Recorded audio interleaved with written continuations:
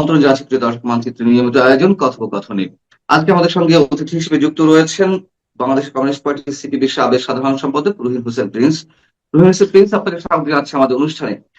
আমি প্রথমে একটু আপনার দৃষ্টি আকর্ষণ করছি, অবশ্যই ইরান বিষয়ে আলোচনা হবে। ইরানে যে হামলা, সাম্রাজ্যবাদী শক্তির ইসরায়েল এবং মার্কিন হামলা, তার পরিপ্রেক্ষিতে আমাদের সরকারের পক্ষ থেকে একটি বিবৃতি দেওয়া হয়েছে, সে বিষয়ে একটু আলোচনা করব। তার আগে একটু আপনার কাছে জানতে চাই যে পুলিশ হত্যা তদন্ত নিয়ে যা কিছু হচ্ছে, মির্জা ফখরুল ইসলাম আলমগীর যে বক্তব্য দিলেন, পাল্টা বক্তব্য দিলেন স্বরাষ্ট্রমন্ত্রী সালাউদ্দিন আহমেদ, যে তিনি এই বিষয়ে কিছু বলেননি, তিনি জুলাই চার্টারের কথা বলছেন। আমি একটু জানতে চাই আপনার কাছ থেকে যে জুলাই সনদে আসলে পুলিশ হত্যা তদন্তের বিষয়ে আহ, কিছু তো ছিলই না, কিন্তু এই দায় মুক্তি নিয়ে কিছু ছিল কিনা। দায় মুক্তি আইনটা যদিও পরবর্তীতে আহ প্রজ্ঞাপনা করে দেওয়া হয়েছে, আসলে এই বিষয়টি কি ছিল আপনাদের মধ্যে আলোচনা যখন ঐক্যমত্য কমিশনের বৈঠকগুলো চলছিল? আচ্ছা, ধন্যবাদ আপনাকে। আপনি যে বিষয়টা তুলে ধরলেন এটা খুবই গুরুত্বপূর্ণ আমি এই জন্য মনে করি, কারণ গতকাল রাতে আমি দেখলাম যে এটা নিয়ে আসলে সরকারি দলের মধ্যেই আহ আমি বলবো বিভ্রান্তি বা সুস্পষ্ট বক্তব্যটা নাই, কিন্তু সুস্পষ্ট বক্তব্যটা জরুরি। আমি সে কথা একটু পরে আসি। আহ ঐক্যমত্যের আলোচনায় এই বিষয়টি সাধারণভাবে আলোচিত হয়েছে, কিন্তু আমি যতটুকু ওই সময়ের সাথে ছিলাম বুঝেছি, তার একটা বিষয় ছিল যে জুলাইয়ে যে গণ অভ্যুত্থান একটা সংগঠিত হয়েছে, সেই গণ অভ্যুত্থান যাতে করে আফোর্ড করতে পারি, তার জন্য যেটা করার সেটাই করি। হুম। এর বাইরে অন্য কোনো বিষয়ে আলোচনা হয়নি, বিশেষ করে দায় মুক্তির বিষয়টা। কারণ দায় মুক্তির বিষয়টা আমরা প্রথম থেকে যে কোনো বিষয়ে দায় মুক্তির বিরোধিতা করে আসছি। কারণ আমরা যদি লক্ষ্য হয় আইনের শাসন, সেটি তো স্বাভাবিক। দায় মুক্তি দিয়ে কখনো আইনের শাসন প্রতিষ্ঠিত হয় না। এবং আপনি কমিউনিস্ট পার্টি এবং বাম জোটের ওই সময়কালে বিবৃতিগুলো যদি দেখেন তাহলে দেখবেন আমরা ঘটনার পরপরই যে কোনো দায় মুক্তির বিরোধিতা করেছি, এবং জুলাইয়ে সংগঠিত হত্যাকাণ্ড সহ পরবর্তীতে থানা লুট, হত্যাকাণ্ড সহ সকল হত্যাকাণ্ডের বিচার ওই সময় থেকে দাবি করে আসছে।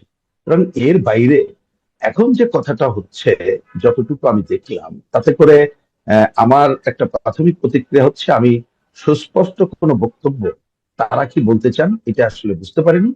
তবে আমার কাছে মনে হয়েছে তারা বিষয়টিকে প্রথমে এড়িয়ে যেতে চাচ্ছেন বলে আমার কাছে মনে হয়েছে। দ্বিতীয়ত মনে হচ্ছে যে তারা এইটা নিয়ে মেলা ঘাটাঘাটি হয়তো বা করতে চান না কোনো বিশেষ গোষ্ঠীকে খুশি করার জন্য।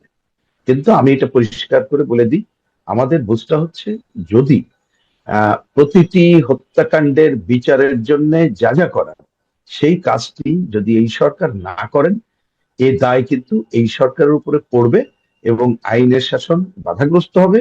এবং সরকার কারোর মন রক্ষার জন্য যদি এ ধরনের কার্যক্রমের মধ্য দিয়ে তার আইনের শাসন প্রতিষ্ঠার কাছ থেকে পিছু হটেন, তাহলে মনে রাখতে হবে একসময় এ ধরনের পিছু হটতে হটতে তাদেরকে একটা গুরুতর সংকটের মুখে পড়তে হবে, যা দেশের জন্য কল্যাণকর হবে না, দল হিসেবেও তাদের জন্য কোনো সুখবর বয়ে আনবে বলে আমি মনে করি না। আমি আরেকটু ক্লিয়ারিফাই ক্লিয়ারিফাই করার চেষ্টা করি আপনার মাধ্যমে দর্শকদের। এটি হচ্ছে যে প্রথমে বেশ কিছু গণমাধ্যমে এলো যে পুলিশ হত্যা তদন্ত হবে, পুলিশের ভিতর থেকে গোপন জায়গা থেকে জানা যাচ্ছে যে সরকার এই বিষয়ে ইতিবাচক সিগন্যাল দিয়েছে। এরকম রিপোর্টিং এর ভিত্তিতে মির্জা ফখরুল ইসলাম আলমগীর বিএনপি মহাসচিব তিনি বললেন যে স্বরাষ্ট্রমন্ত্রী যা বলেছেন তাই হবে, পুলিশ হত্যা তদন্ত হবে। সেটি পরিপ্রেক্ষিতে আবার সালাউদ্দিন সাহেব যে মন্তব্য করলেন, এবং এটি নিয়েই ভিতরে এক ধরনের অস্থিরতা সৃষ্টি হয়েছে। উনি যেটি রেফারেন্স দিয়েছেন যে জুলাই সনদের, যে জুলাই সনদে এই সব হত্যা তদন্ত আর করা যাবে না, উনি সেভাবেই বলতে চেয়েছেন। আসলে কি জুলাই সনদে এভাবে কিছু ছিল? আমরা তো দায় মুক্তি আইনটা পেলাম, কিন্তু সনদে কি এরকম জি কিছু জি, ছিল? না, এটা আমি পরিষ্কার করে বলি। প্রথম কথাটা মনে রাখা দরকার, জুলাই সনদে আমরা কিন্তু স্বাক্ষর করিনি। জুলাই হুম। সনদের নামে যেটা হয়েছে তার সাথে আমাদের ঘোরতর দ্বিমত আছে অনেক পয়েন্টে, হুম। হুম। যার জন্য আমরা সেখানে স্বাক্ষর করিনি, এটা বলে রাখা দরকার।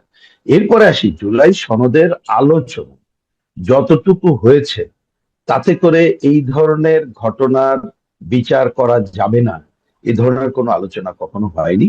এবং এইটা ওইখানে লিপিবদ্ধ নাই, আপনারা দেখতে পারেন। আমাদের যে বুঝটা ছিল, আমি ছিলটা খুব সচেতন ভাবে বলছি, কারণ এই সরকারের শেষ কতগুলো কর্মকাণ্ডে মানে আমরা শুরুই করলো অল্প দিন, প্রথম দিকে অনেক হতাশা ব্যক্ত করতে চাইনি, কিন্তু আমি তো হতাশার চিহ্ন দেখতে পাচ্ছি।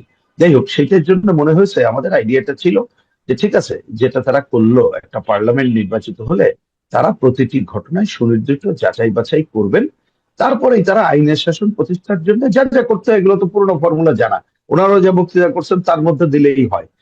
দিনে বিরোধী দলে যখন ছিলেন, যখন ওরা নিষ্পেষিত হয়েছেন, ওনারা যা বক্তৃতা করছেন যে আইনের শাসন প্রতিষ্ঠা করার জন্য যা যা করা দরকার, সেই ধারায় অগ্রসর হলেও তো কিছুটা অগ্রগতি হয়।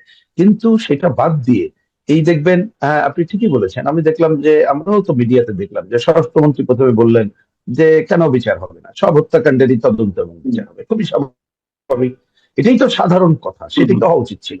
এবং আমি এটা শুনেও তো ভালো লাগলো যখন ওই পার্টির জেনারেল সেক্রেটারি, যিনি অন্য একটা মন্ত্রণালয়ের দায়িত্বে আছেন, তাকে যখন জিজ্ঞেস করা হলো, তিনি কিন্তু বাড়তি কথা বললেন না আমার বিবেচনা, আমি যতটুকু মিডিয়াতে দেখলাম।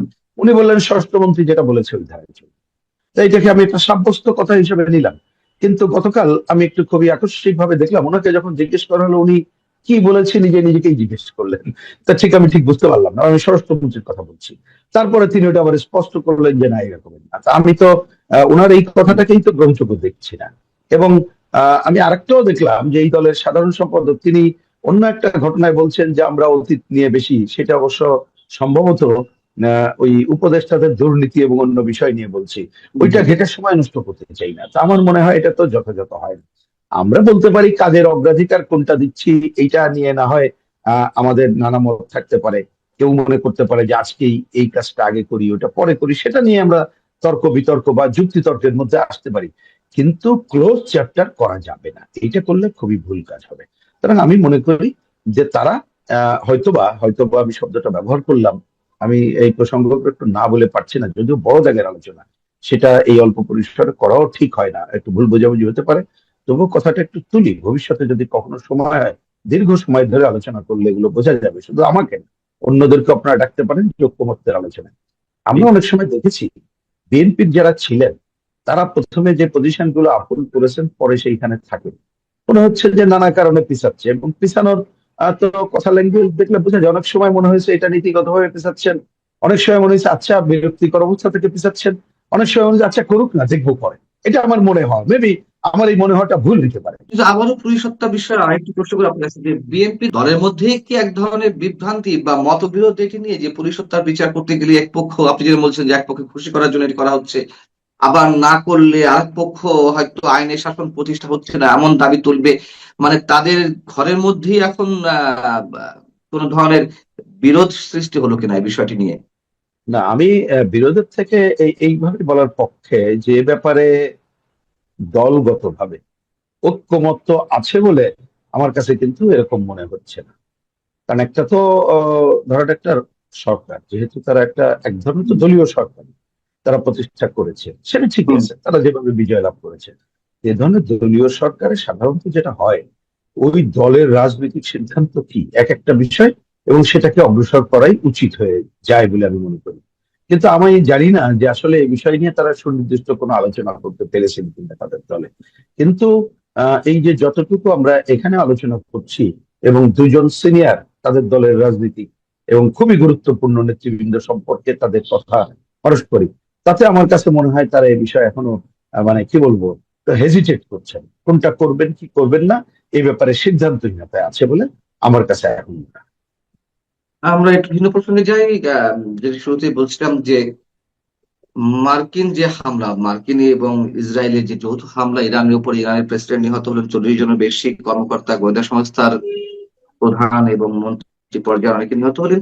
এবং তার পরিপ্রেক্ষিতে ইরানের যে মধ্যপ্রাচ্যে বেশ কয়েকটি দেশে মার্কিন ঘাঁটি লক্ষ্য করে তাদের যে হামলা, যেখানে আমাদের সংবিধানে বলা আছে যে বাংলাদেশ সবসময় নিপীড়িতের পক্ষে থাকবে এবং আগ্রাসী শক্তির বিরুদ্ধে থাকবে, সেখানে এই ধরনের একটি বিবৃতি দেওয়ার মানে আসলে বিশেষ কোনো উদ্দেশ্য আছে নাকি অন্য কোনো কারণ? না, আমার কাছে খুব, যদি আমি একটু সাদা মাথার কথাই যদি বলি, প্রথমে এটা বলতেই হয়, এই বিবৃতি যেটা দেওয়া হয়েছে আসলে ধিক্কার জানানোর ভাষাও আমার কাছে নাই। গতকাল সাথে সাথে এটা আমরা বলেছি, এটা খুবই ধিক্কার জানাই। এবং এটা মনে হয়েছে যেটা আমেরিকার স্বার্থ রক্ষাকে সংহত করার জন্যই ইউনূস সাহেবের ধারাবাহিকতায় এই কাজটা করা হচ্ছে। আমরাও এখানে প্রাথমিক প্রতিক্রিয়া এই কথা বলেছিলাম, এবং এইবারে এই বিবৃতি দেওয়ার মধ্য দিয়ে এটা মনে হলো কোনোভাবেই যেন আমেরিকাকে চটাতে চায় না, আমেরিকাকে খুশি করে সে চলতে চায়। কিন্তু মনে রাখতে হবে যে পৃথিবীতে আমেরিকা যার বন্ধু, তার কিন্তু শত্রুর দরকার নাই। বিশেষ করে আমি যদি ইরানের ওই ঘটনার বাইরে আমাদের এই অঞ্চলের ঘটনা খুব ছোট্ট করে বলি, তাহলে দেখেন ভূ রাজনৈতিক কারণে আমাদের দেশের এই অঞ্চলটা খুবই গুরুত্বপূর্ণ। আমেরিকান রাষ্ট্রদূত আসার আগে তিনি কি দায়িত্ব নিয়ে আসছেন এটা আজকে সবাই জানি, অন্যদের অধিকার খর্ব করবে। আমরা জানি তড়িঘড়ি করে, আমাদের তড়িঘড়ি শব্দটাই সবাই ব্যবহার করছে বলে করলাম, কিন্তু হয়তো তড়িঘড়ি না, এটা হয়তো একটা মাস্টার প্ল্যানের অংশ।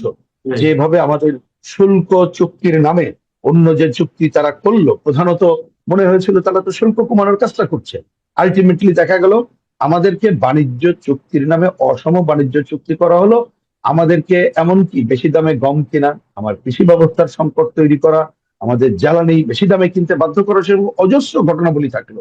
শুধু তাই না, এর থেকে আরো ভয়াবহ ঘটনা হলো ট্রাম্প সাহেব যখন আমাদের প্রধানমন্ত্রীকে অভিনন্দন জানিয়ে চিঠি দিলেন, তখন ওই চুক্তি বাস্তবায়নের সাথে তিনি তার ভাষায় আশা প্রকাশ করলেন যে প্রতিরক্ষা চুক্তির কাজটা করবেন।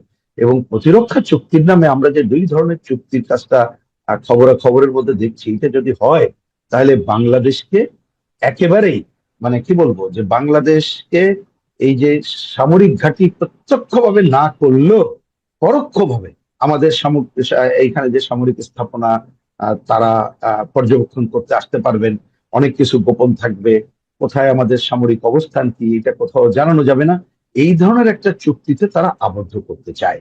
এখন এর আগে আমরা বলেছিলাম যে বাংলাদেশকে মায়ানমারের ঘটনার মধ্য দিয়ে প্রক্সি ওয়ারের মধ্যে সাম্রাজ্যবাদ আমাদেরকে নিয়ে আসতে চাই। তাই এই ঘটনাবলী যদি আমাদের এখন যিনি পররাষ্ট্রমন্ত্রী আছেন আগের ধারাবাহিকতা, কে না জানে তার ভূমিকাটা কি।